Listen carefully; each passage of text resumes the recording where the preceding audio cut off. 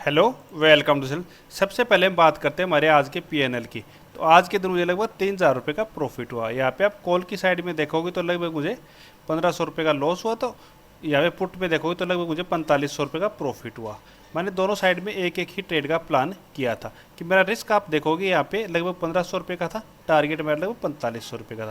तो लगभग मेरा 1:3 का ये ट्रेड था। तो मैं हमेशा इसी तरीके से ट्रेड करता हूँ, रिस्क रिवार्ड के ऊपर ज़्यादा काम करता हूँ कि मैं कभी भी ये नहीं करता हूँ कि मैंने 1:1 की ट्रेड ले ली कि मैंने 1,000 का रिस्क लिया है तो 1,000 का ही मैं प्रॉफिट लूँगा। अगर हम ऐसा करेंगे तो हम कभी भी प्रॉफिट में नहीं आ सकते हैं। ऐसा करने से होता है क्या कि मतलब एसएल तो आएंगे, ये तो हो ही नहीं सकता ना कि हमारे एसएल हिट नहीं होंगे। चाहे हम कैसी भी ट्रेडिंग हो, 100% कोई भी एक्यूरेसी नहीं होती है। इसलिए अगर हमारा रिस्क रिवार्ड अच्छा है तो हमें प्रॉफिट का कुछ ना कुछ बच जाता है। अगर हमारा रिस्क रिवार्ड कम है तो हमें प्रॉफिट होने के चांसेस भी उतने ही कम हो जाते हैं। अभी चलो मैं आपको मेरी ऑर्डर विंडो यहाँ पे दिखा देता हूँ। तो ये मेरी आज की कंप्लीट ऑर्डर विंडो। यहाँ पे आप देखोगे फर्स्ट ट्रेड मैंने यहाँ पे एक बार सेल किया था, फिर उसके बाद में आप देखोगे 10:36 पे मैंने दूसरी साइड को सेल किया। मैंने एक साथ में सेल नहीं किया। फिर यहाँ पे आप देखोगे मैं कॉल से एग्जिट हो गया और पुट को आप देखोगे तो लगभग मैंने 2 बजे तक होल्ड किया। क्यों होल्ड किया? क्योंकि निफ्टी लगातार अप साइड में ही जा रहा था। अप साइड में जा रहा था, मेरे को सी प्रॉफिट दे रहा, सॉरी पी मेरे को प्रॉफिट दे रहा था, इसलिए मैंने उसको होल्ड रखा और अच्छा खासा प्रॉफिट मैंने वहाँ पे लिया। आज के दिन मेरी क्वांटिटी थोड़ी कम थी, लगभग मैं 3 या 4 लॉट से करता हूँ, लेकिन आज के दिन मैंने सिर्फ 2 ही लॉट से काम किया क्योंकि मैंने जो बॉन्ड बाई किए थे उनको अभी टाइम आ गया है एग्जिट करने का, 1 साल हो गया है।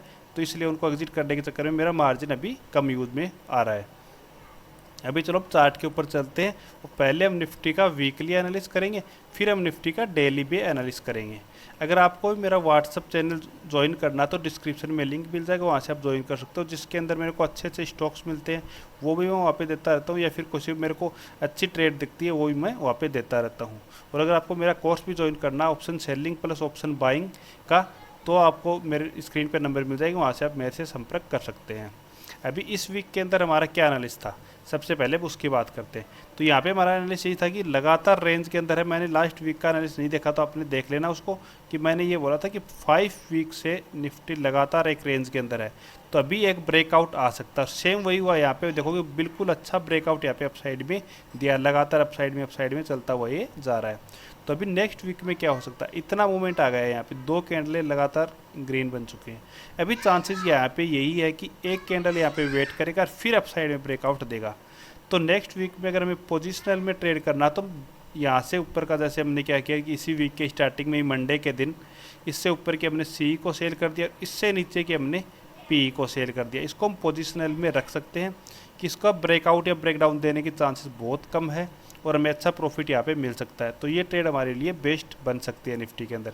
अभी चलो हम निफ्टी का 5 मिनट के अंदर भी एनालिस करते हैं कि हम कैसे ट्रेड कर सकते हैं, क्योंकि वीकली के अंदर हमें ज़्यादा कुछ नहीं देखना कि कोई ट्रेड बनानी है।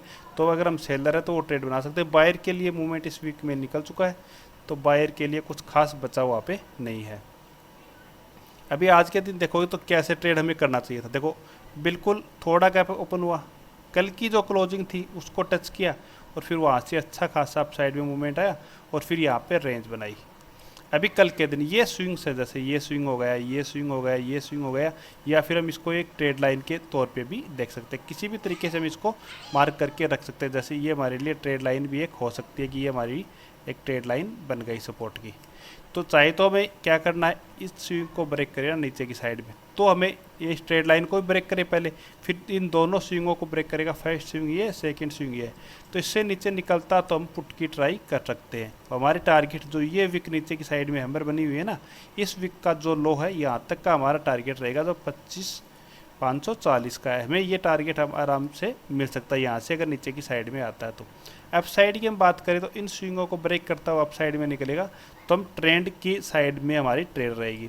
तो हमें करना क्या चाहिए, अगर हम ट्रेंड में ट्रेड ले रहे हैं ना, अब जैसे अभी ट्रेंड हम बात करें तो मार्केट का अप है, तो अप साइड में हम ट्रेड ले रहे हैं तो हम ज़्यादा कॉन्फिडेंस के साथ में और ज़्यादा क्वांटिटी में ट्रेड लेना चाहिए। कि मतलब यहाँ पे अगर हम 2 लॉट ले रहे हैं अप साइड में, तो नीचे की साइड में अगर हमारी ट्रेड बन रही है तो हमें एक ही लॉट लेना चाहिए।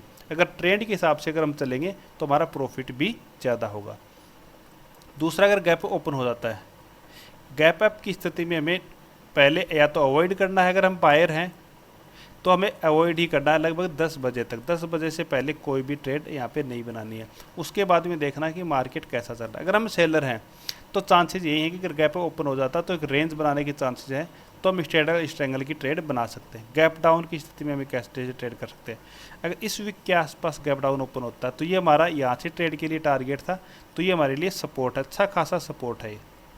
तो यहाँ पे आते ही हमें क्या करना है, एक बारी कॉल की पोजीशन को बाई कर लेना है। इस यहाँ तक का ऐसा लगा कि ये जो स्विंग बना हुआ था ना ऐसे, इसका ऐसा लगा कि हम यहाँ पे बाइंग कर सकते हैं, हमें अच्छा खासा अपसाइड के लिए टारगेट मिल सकता है।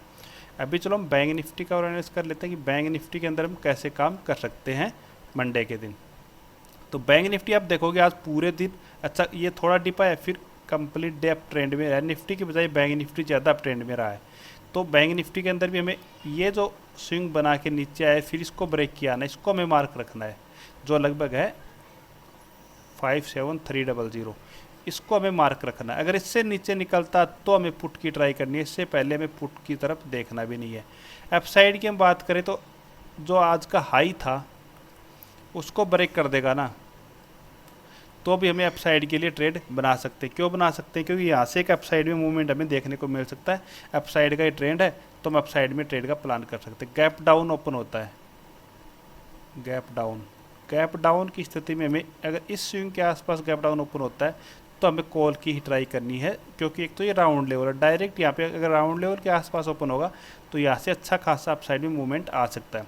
देखो हमने दोनों साइड देखा कि यहाँ पे ओपन होगा अपसाइड में आ सकता है। निफ्टी में देखा, अगर दोनों में अगर हमें एक ट्रेड को चॉइस करनी हो ना तो बैंक निफ्टी बेस्ट है।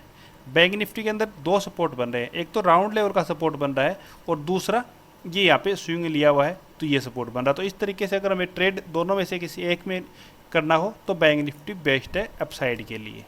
अगर गैप ओपन होता है बैंक निफ्टी तो फिर रेंज में फंसेगा। अगर हम सेलर हैं तो ही ट्रेड बनानी है, नहीं हमें ट्रेड बिल्कुल भी नहीं बनानी है। अगर आपको वीडियो पसंद आए तो चैनल को सब्सक्राइब कीजिए। Okay, thank you.